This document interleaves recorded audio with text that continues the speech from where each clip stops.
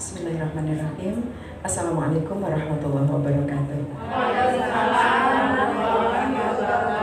Para peserta yang berbahagia, alhamdulillah kita mendapatkan ilmu dari Allah yang luar biasa hari demi hari, dan saat ini akan ditambah kembali setelah kita beberapa hari berada di sini. Kali ini saya akan menyampaikan tentang masalah komunikasi dalam pengasuhan.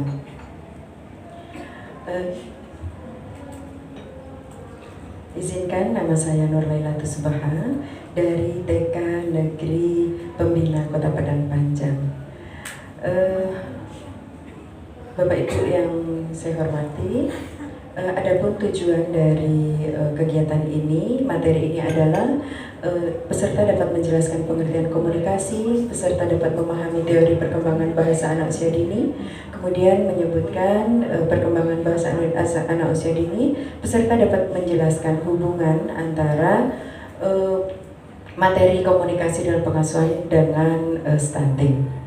Sepertinya kok agak lesu ya, yuk kita semuanya berdiri yuk biar seger. Oke, alhamdulillah.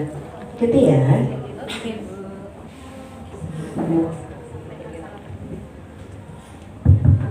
Di sini senang, di sana senang, di mana-mana hatiku senang. Di sini senang, di sana senang, di mana-mana hatiku senang. Tangan dilambai-lambai, pinggul digoyang-goyang, kaki dihentak-hentak, balik badan. Tangan dilambai-lambai, pinggul digoyang-goyang, kaki dihentak-hentak, balik badan. Alhamdulillah, silakan duduk kembali. Oke, teman-teman, tadi sudah banyak sekali ya kita untuk tanya jawab, tapi nggak apa-apa. Ada yang bisa membantu saya? Ibu, halo, asik sekali Ibu memegang HP. Iya, Ibu bisa bantu saya kalau komunikasi itu apa ya yang Ibu tahu?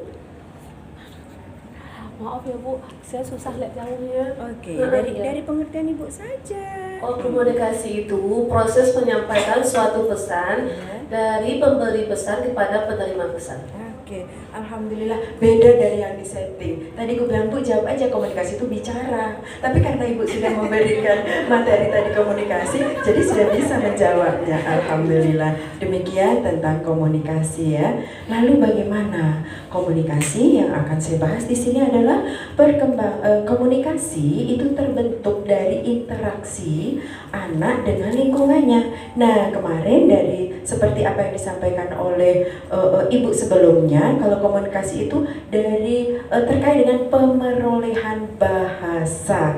Dari mana bahasa itu diperoleh? Dari anak yang aktif dari pendengarannya. Bapak Ibu, sekarang ini semakin mudahnya kita menerima informasi baik dari YouTube maupun dari buku-buku, bahwa dari pendengaran itu sangat dekat sekali langsung hubungannya ke otak.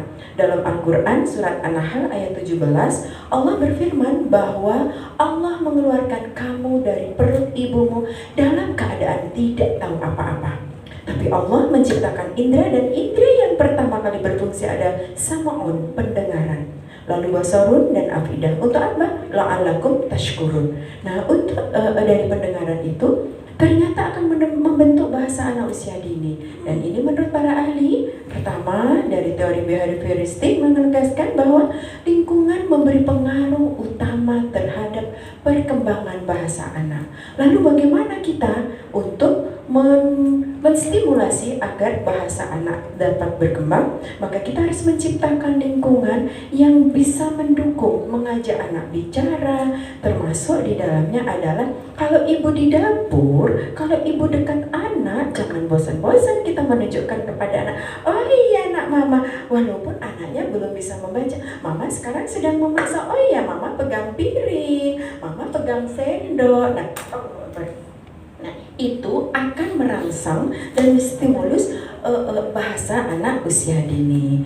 Lalu apa berikutnya menurut ahli? Menurut teori nativistik, ternyata faktor genetik sangat menentukan perkembangan bahasa anak. Artinya kalau dari keturunan itu, kalau orang tuanya mudah bicara, suka bicara, maka anaknya juga akan mudah bicara.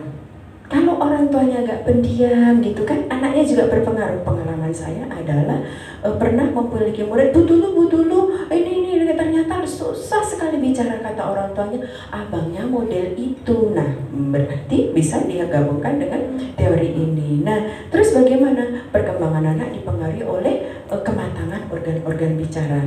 Nah, kalau menurut Vygotsky, Piaget, dan Gardner, perkembangan kognisi dan bahasa dibentuk dari interaksi dengan orang lain. Masya Allah, Ibu Bapak, hari ini banyak sekali perkembangan yang langsung masuk kepada anak. Yang anehnya pengalaman saya mengajar, anak masih susah bicara, tapi bicara kotor sangat mudah. Kenapa? Karena seringkali dia mendengarkan itu. Dan satu pengalaman indah yang sangat berkesan, mungkin seumur hidup, karena pertama sekali saya mendengar ketika perjalanan ke Samarinda, ada pesta pernikahan di Muara Muntai. Begitu banyaknya orang masyarakat yang berkumpul untuk pesta pernikahan. Tak ada satupun anak kecil yang bicara kotor, tak ada satupun orang, cepatlah cepat, aku mau makan, cepatlah cepat. Tidak ada, Ibu. Subhanallah. Ini terbentuk di dalam lingkungan yang telah tertanam di situ bahwa ada perilaku sopan santun itu mempengaruhi, maka terbentuklah bahasa anak usia dini. Nah, ini komunikasi antara guru dengan anak. Tadi sudah diterangkan oleh teman kita sebelumnya, bagaimana bicara tidak tergesa-gesa kepada anak, kemudian lagi membaca bahasa tubuh anak, mendengarkan perasaan anak, mendengar aktif, tentukan masalah siapa. Nah, masalah siapa ini yang kita sering orang tuanya ikut campur gitu ya, kita beri bagaimana perkembangannya. Lalu pesan apa yang diberikan? Seandainya ini piling mama ini piling, kita memberikan kritik untuk membangunnya, ya kan? Jadi dari situ, agar perkembangan bahasa anak ini nanti akan membantu perkembangan yang lain, maka orang tua harus tanggap sekali. Dari beberapa pendapat materi para teori ahli tadi, maka kita sebagai guru PAUD tentu saja harus menyiapkan berbagai macam kegiatan yang dapat merangsang perkembangan bahasa anak usia dini. Mengapa? Nah, kaitannya dengan stunting adalah bahwa pada masa anak usia dini itu perkembangan, seluruh aspek perkembangan harus distimulasi, termasuk di dalamnya adalah bahasa. Jadi guru dan orang tua memiliki peran penting dalam perkembangan bahasa. Terus bagaimana seandainya kita menemui orang tua? Guru menyampaikannya dengan bahasa yang santun, menyampaikan kondisi anak, menyampaikan informasi tentang perkembangan bahasa anak usia dini. Bapak Ibu, rasanya demikian materi kita kali ini. Terima kasih atas perhatiannya. Mohon maaf bila terdapat kekurangan.